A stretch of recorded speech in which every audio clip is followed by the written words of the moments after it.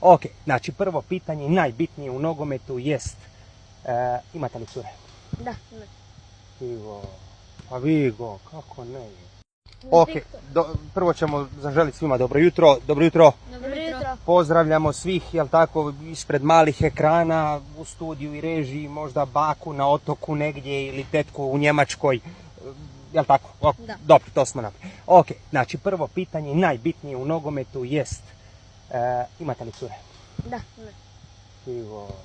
Vigo, kako ne? Nogometa što ne? Ma to moramo do popodne promijeniti. Vidite, kako se cura zove? Marta. Hoćemo li pozdraviti ovim putem? Dobro, imam. Da. Evo, Vigo ipak ima. Kako se zove?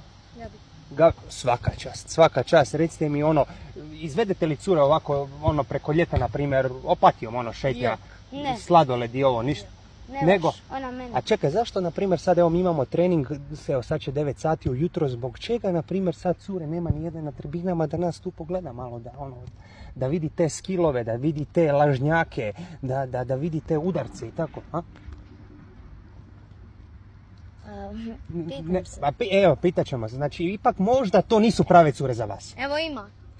Možda to nisu prave cure za vas. Zato jer moja cura ne zna da tu treniram. Nisi htio reći?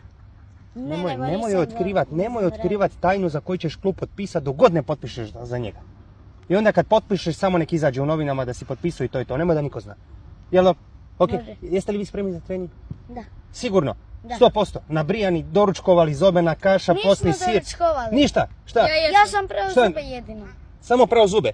Znači danas trening na tašte? Ja sam jeo. Jeo? Šta si jeo? A nisam ne pio. Namaz? Na kruh.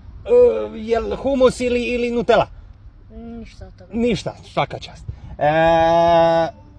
Vigo, sretno na treningu, dajte sve od sebe. Može? Evo, pozdrav još jedan za kameru. Ekipa koja nas prati, vidimo se. Ćao. Ćao.